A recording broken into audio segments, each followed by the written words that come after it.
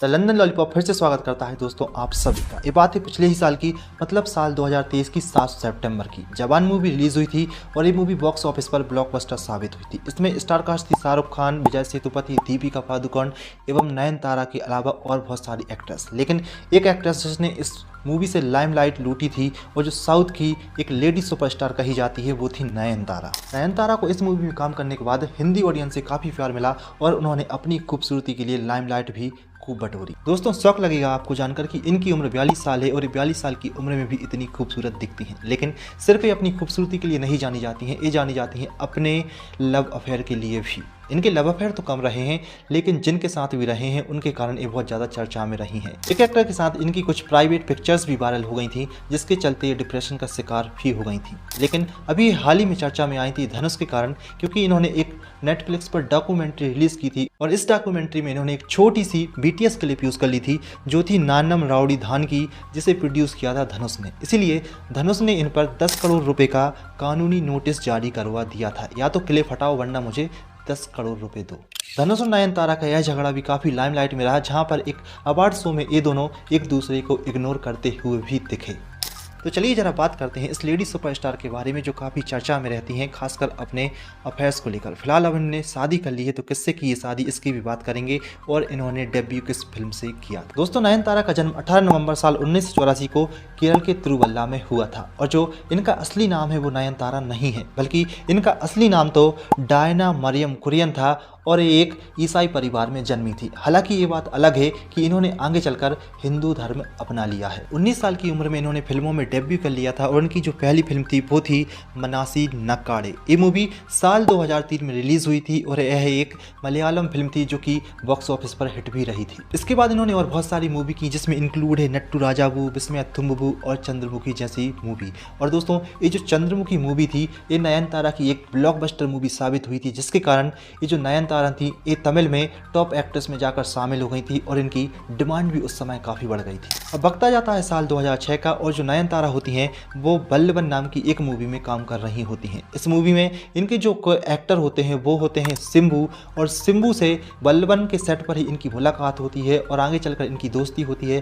फिर इनकी जो दोस्ती होती है वो प्यार में बदल जाती है, इनका अफेयर होता है और ये अफेयर चर्चा में इसलिए आ जाता है क्योंकि इन दोनों की कुछ प्राइवेट और इंटीमेट तस्वीरें रहती हैं वो इंटरनेट पर आ जाती हैं। इनकी कुछ प्राइवेट तस्वीरें होती हैं जो वायरल हो जाती हैं, जिसके बाद जो नयनतारा होती हैं वो काफ़ी डिप्रेशन में चली जाती हैं। इन दोनों के बीच में काफ़ी झगड़े भी होते हैं और फिर आगे चलकर कुछ ही महीनों में इनका ब्रेकअप भी हो जाता है। और जो अभिनेता सिम्बू रहते हैं उन्होंने भी आगे चलकर एक इंटरव्यू में बताया था कुछ सालों बाद कि वो भी उस वक्त काफ़ी डिप्रेशन में चले गए थे। अब वक्त आगे बढ़ता है और हम पहुंच जाते हैं साल 2009 में, जहां पर नयनतारा का अफेयर एक और बार फिर से चर्चा में आता है, वो भी एक्टर, डायरेक्टर, कोरियोग्राफर प्रभु देवा के साथ। हालांकि जो प्रभु देवा होते हैं वो शादीशुदा होते हैं, लेकिन इन दोनों की मुलाकात होती है बिल्लू मूवी के सेट पर, जहां पर प्रभु देवा इस मूवी को डायरेक्ट कर रहे होते हैं। मतलब प्रभु देवा इस मूवी के डायरेक्टर होते हैं और इस मूवी में जो एक्टर होते हैं वो होते हैं विजय थालापति। लेकिन जो नयनतारा का दिल होता है वो यहाँ पर प्रभु देवा पर आ जाता है और कहते हैं कि इस समय इनकी नज़दीकियाँ भी काफ़ी बड़ी थी। ये दोनों साथ में देखे भी जाते थे और साल 2010 में प्रभु देवा ने ये एक्सेप्ट भी किया था कि इन दोनों के बीच में अफेयर है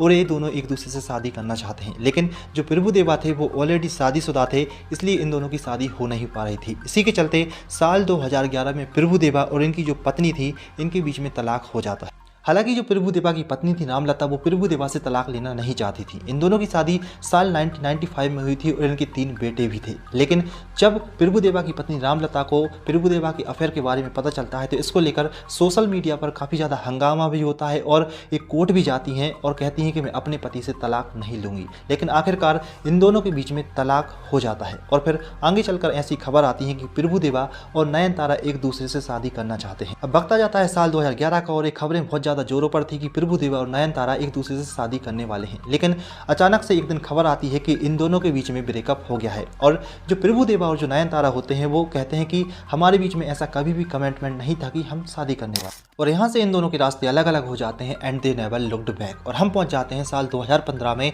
जहाँ पर नयनतारा के अफेयर के चर्चे हमें फिर से सुनाई देते हैं। और इस बार जो नयनतारा का अफेयर होता है वो होता है डायरेक्टर विघ्नेश शिवन के साथ। नानम राउडी धान तमिल मूवी के सेट पर इन दोनों की मुलाकात होती है, जहां पर इस मूवी में लीड एक्ट्रेस होती है नयनतारा और जो इस मूवी के डायरेक्टर होते हैं वो होते हैं विघ्नेश शिवन। यहीं पर नयनतारा को विघ्नेश से प्यार हो जाता है और इसी मूवी के बाद से ये दोनों अक्सर साथ में दिखाई भी देते हैं। और दोस्तों गजब की बात तो है कि यही वो मूवी होती है जिसके प्रोड्यूसर धनुष होते हैं और इसी को लेकर अभी हाल ही में झगड़ा हुआ था, जहां पर धनुष नयनतारा के खिलाफ एक कानूनी नोटिस जारी कर देते हैं, जहां पर वो 10 करोड़ रुपए की डिमांड रखते हैं।